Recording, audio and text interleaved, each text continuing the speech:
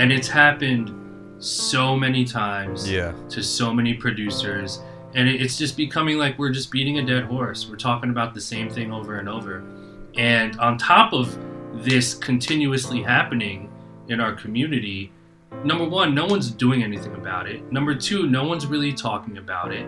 And number three, everyone's fucking complaining about it. What is going on, guys? Welcome to the video. So I want to make a beat for you guys today, but I also wanted to play you a clip from the most recent podcast that I did with Illmind. I'm sure most of you know who Illmind is. We did a really great podcast the other day, and I just wanted to post this on here just in case you guys haven't seen it. In this clip here, we talked about a lot of the financial stuff behind producing, signing a pub deal. Really valuable information that he knows a lot about because he's in the industry and has been in the industry. He's a Grammy-winning producer, has worked with everyone: Beyonce, Drake, J. Cole, everyone. Make sure you go subscribe to the podcast, Spotify, iTunes, or YouTube. It's also there as well. Links are below. And enjoy. Let's get into it. So I want to talk about some of the financial stuff and how important that stuff is as a producer, as a entrepreneur, etc. So the other day you tweeted this, got a couple of placements or a plaque or two, and you think you're too cool to show love back to people because you spent 1/3 of your whole pub deal on a watch and didn't even pay your taxes yet, thinking you get to keep the whole nut, then try to drop a splice kit because you're broke. I favorited it. Because I know what you're saying, but kind of explain your thought behind that.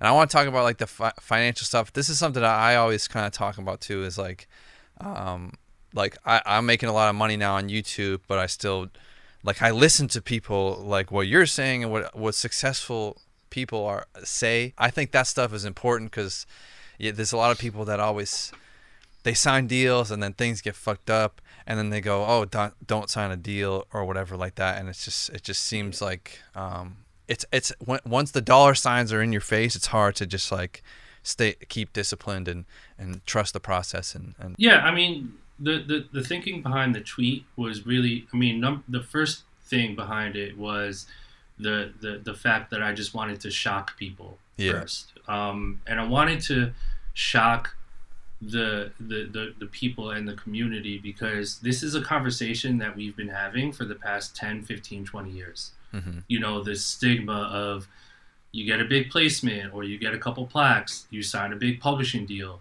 and then you go broke after 6 months or 4 months or 12 months or 2 years, mm-hmm. you know?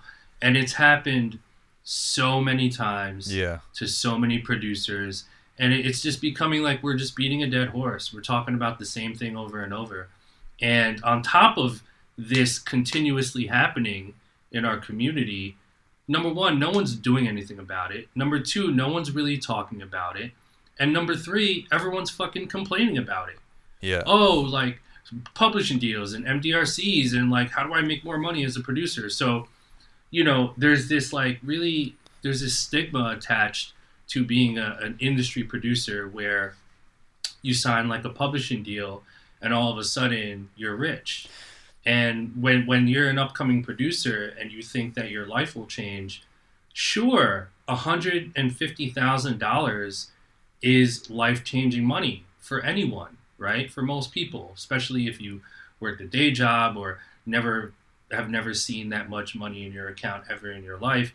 That's life-changing money. And 9 times out of 10, you know, if you're a new producer without representation, you're not going to know what to do with that money. You don't understand that you have to pay taxes. You don't understand that you're in a new tax bracket. Yeah. You don't understand that there's fees behind that, and most likely some kind of attorney that's either working with a retainer or getting 5-10% of that entire pay. And then all of a sudden you're left broke, you know? So I wanted to shock people with that and just start creating some conversation around it. Yeah. You know, and that's my whole intention. So what do you think is the best way for a producer to go about everything? Because it seems for me personally, I don't even send beats to people. Like my homies that are artists that are just going to give me the exclusive money straight up, or I know are going to give me the splits and all that stuff. It always seems like you hear the story, the producer got this big placement, it's 8 years later and I still haven't got paid for it. I got this small ass pub deal, took it, the money's gone, blah blah blah blah. I have all these places I'm not getting paid for. What do you think is the best way to go about everything and like kind of like keep that ownership or have like financial success? Right. I think there's two easy, quick things you can do immediately to avoid that. The first thing is to read the book All You Need to Know About the Music Industry, written by Donald Passman. If you haven't read that book front to back, you're doing yourself a disservice. I believe you can also download a digital PDF of that book as well, probably on Amazon or something. Mm-hmm. So Donald Passman, All You Need to Know About the Music Industry. Make sure you read the most recent version of that. It'll break down publishing and how all that stuff works. So that's step number one, is educate yourself. Step number two, which is probably the most crucial, is to have a good attorney. If you're gonna sign any type of paperwork without an attorney present or without an attorney to review that contract before you sign it, then you're in trouble. No one should sign a deal that bad unless you have an attorney. The first draft of any contract you receive in the music industry, whether it's a publishing contract, you're a producer, or a label contract, whatever it is, that first draft that they give you is always going to be the most shitty. It's going to be lopsided. The terms are going to be to their interest only and not yours. And if you sign that first contract without any revisions or red lines, you're going to get fucked. And the only way you can redline that contract is with an attorney. If you have a big placement under your belt that you're currently negotiating, there's a good amount of attorneys out there who are willing to work for a percentage to represent you on your behalf for that transaction, especially if it's a big placement. Even if it's like an album cut or something, there's attorneys out there that you can build with who are open to that. So in terms of finding them, I mean, again, networking, go online and look for them on Twitter, look for them on Instagram, shoot them a DM, you know what I mean? Look on the album credits. A lot of times when you look at the credits on the albums, sometimes it'll show you a list of people that are involved in the creation of those songs, and sometimes you see the attorneys that are listed on there too. So then you can do some research on that as well. So it's going to take some work. Why does Russ always say not to give your lawyer 5%? Well, he's right. He's correct on the not 5% thing. If you are negotiating a big contract. Yeah. But for some people, they don't have a choice. Yeah. If let's say you get a big placement on Rihanna's album and you're a brand new producer, you have no placements. Let's say you go to a conference, A3C, and you meet a really good attorney who you could potentially hire to help you negotiate this contract with Rihanna. Let's say the contract involves a payment of $100,000, right? Mm-hmm. The attorney is going to come in, and first of all, they're going to know that you don't have any leverage because you're not going to sign that contract without an attorney. And if you do, you're an idiot. You know what I mean? So that being said, the attorney is going to say, well, there's one of two things. Either I could work for you at an hourly rate with a retainer, or I'm going to ask you for a percentage. And if I take a percentage of this, I'm going to want to negotiate a higher number for you so that we can all get paid more. Yeah. So Russ is correct in terms of... But if you're broke, you can't pay a lawyer. If you're broke, what are you going to do? I mean, they say, okay, if you don't want to give me 5%, then I need $500 per hour. And if you can't afford that, then you have no choice. So Russ is absolutely correct in terms of if you want to save money, if you can afford to pay an attorney to pay for them hourly, do it. Yeah. But if you can't, you kind of have no choice but to give them a percentage.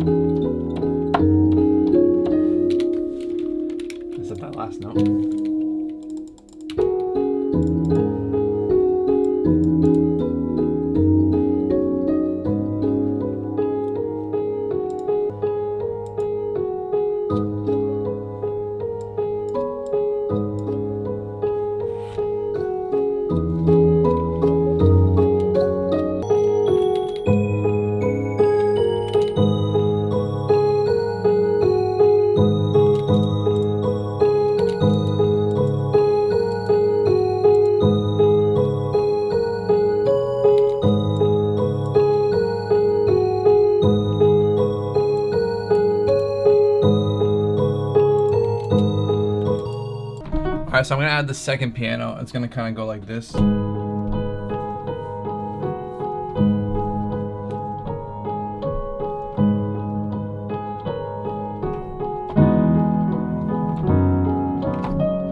As the loop comes to an end, like as the last bar of the loop, or last couple bars of the loop, I'm gonna have kind of like a transition type of piano.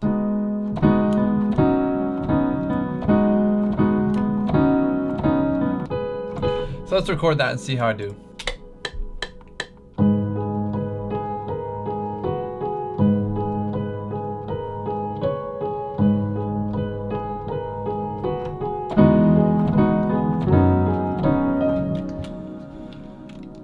Not bad. I don't want to quantize it. I want to keep it. Can I just quantize this part? Yeah.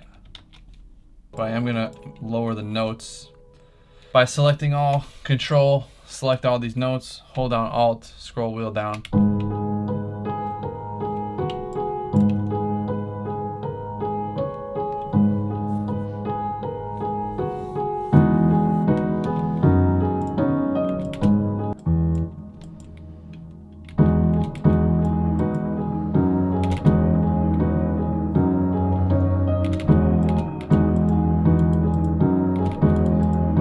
And I know the Memoriam bells are way overused, but hey, I was using those a while ago. If you go back through the videos, like I was using those bells like years ago, and there's proof in the videos. And then I stopped using them once everyone started using them. But it fits in perfectly with this beat, so I have to do it.